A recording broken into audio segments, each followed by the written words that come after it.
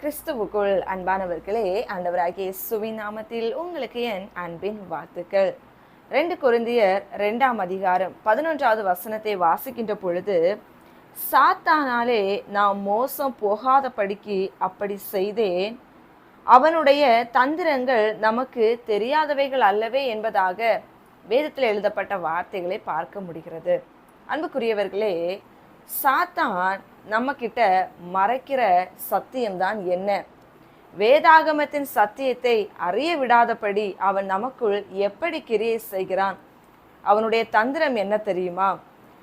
அவன் நம்முடைய வாழ்க்கையிலே தேவனுடைய மெய்யான சத்தியத்தை நம்மிடமிருந்து எடுக்க வைத்து அதை பின்பற்ற விடாதபடிக்கு நமக்குள்ளே பல போராட்டங்களை கொண்டு வந்து தேவன் என்னை மறந்து விட்டார் என்று தேவனை மறுதலிக்க வைப்பது பெரிய ஒரு தந்திரமான செயல்.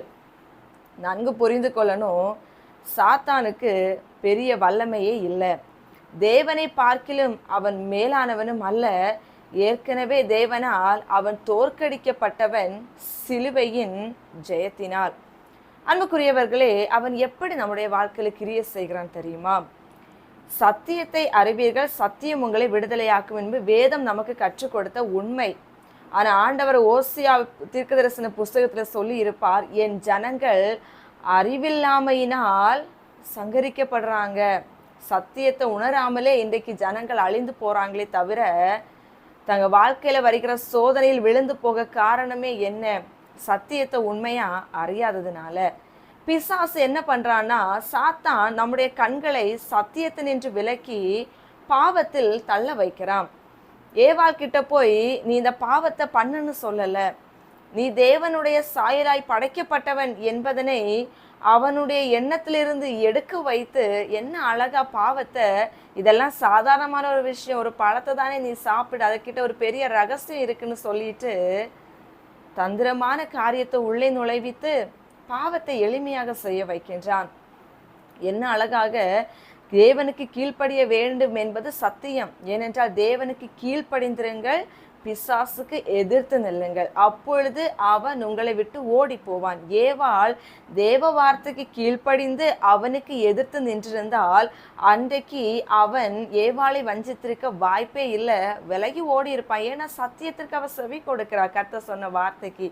இப்போ எங்க தவறுனாங்க? சத்ருவனுடைய தந்திரமான பேச்சில் சத்தியத்தை விட்டுட்டாங்க, சத்ருவின் வார்த்தைக்கு செவி கொடுத்துட்டாங்க. இதனால தான் வஞ்சிக்கப்பட்டு பாவத்துக்கும் சாபத்துக்கும் ஆளாக்கப்பட்டதை பார்க்க முடிகிறது இல்லையா?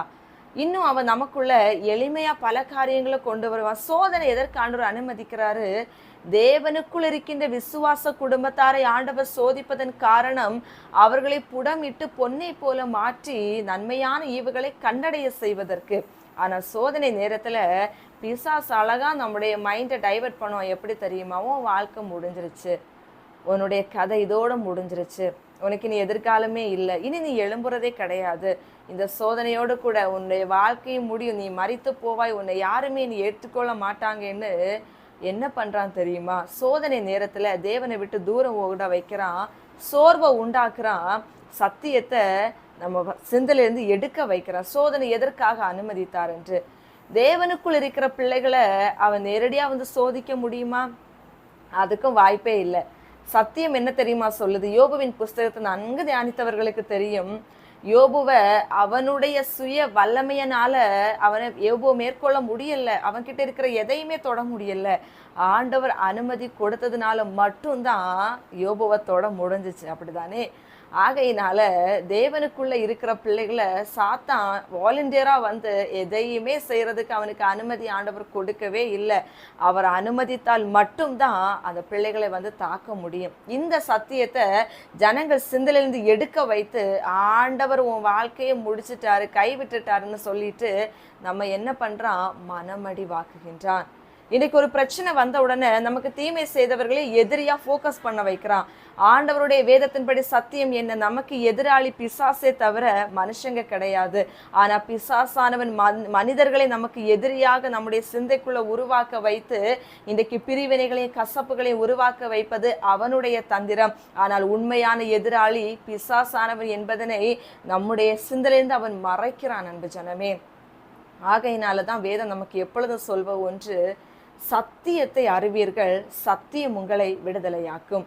இன்றைக்கு இந்த சத்தியத்தை கர்த்தர் நமக்கு வெளிப்படுத்தி இருக்கின்றார்.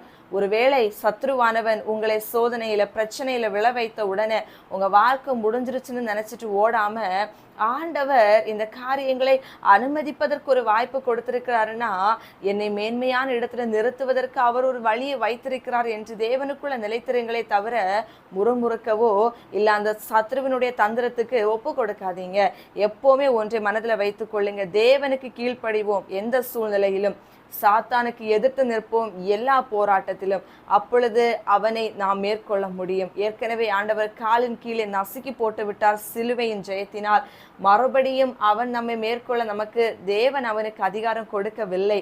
ஆகையினால் தேவ கரத்தின் பிள்ளைகளாகிய நமக்கு எப்பொழுதுமே தேவனுடைய துணையும் அவருடைய கிருபையும் அவருடைய நடத்தலும் நம்மோடு இருக்கிற பொழுது, ஆவிக்குரிய வாழ்க்கையில என்ன போராட்டம் வந்தாலும் அதை மேற்கொள்ளும் பலனை கர்த்தர் கொடுப்பார். கர்த்தருக்குள் நிலைத்திருக்கின்ற பொழுது சத்துரு சத்தியத்தை அறிய விடாதபடி நம்முடைய கண்களை தூரப்படுத்துகின்றான், மனதை கட்டி வைக்கின்றான், பல சிந்தைகளை சிதறடிக்கின்றான். ஜாக்கிரதையா இருப்போம், சத்தியத்துக்குள் நிலைத்திருப்போம். ஜெபிப்போமா? எங்களை நேசிக்கிற நல்ல தகப்பனே, இன்னைக்கு சத்ருவானவன் சத்தியத்துக்குள் நிலைத்திருக்க விடாமல் சூழ்நிலை கைதிகளைப் போல உங்க பிள்ளைகளை உங்களை விட்டு தூரம் ஓட வைக்கிறானப்பா. பல நிலைகளில் எங்க வாழ்க்கையில பிரச்சனை, போராட்டம், வறுமை, கஷ்டங்கள், தோல்விகள், இழப்புகள், அவமானங்கள் வருகின்ற பொழுது இத்தோடு வாழ்க்கை முடிந்தது என்கின்ற சிந்தையை கொண்டு வந்து, இந்த உலகம்தான் மெய்யான ஒரு ஜீவியம், இதற்கு அடுத்து ஒரு பரலோக ராஜ்யத்திற்குரிய வாழ்க்கையை குறித்து சிந்திக்க வைக்காம சோதனையோடு வாழ்க்கையை முடிக்க வைக்கும்படி பல விதத்தில் அப்பா சிந்தைகளை இன்றைக்கு குழப்புகின்றான். அவனுடைய தந்திரங்களை உணர்ந்து கொண்ட நாங்கள் சத்தியத்தை அறிந்து சத்தியத்துக்குள் நிலைத்திருந்து தேவனாகிய கர்த்தருடைய கரத்திலிருந்து விடுதலைகளை பெற்றுக்கொள்ள தேவனுக்கு சாட்சியாய் வாழ எங்களை பலப்படுத்தும்படி எங்களை ஒப்பு கொடுக்கின்றோம். நீரே எங்களை வழி நடத்தும். இயேசுவின் நாமத்தில் ஜெபிக்கிறோம் நல்ல பிதாவே, ஆமென். God bless you.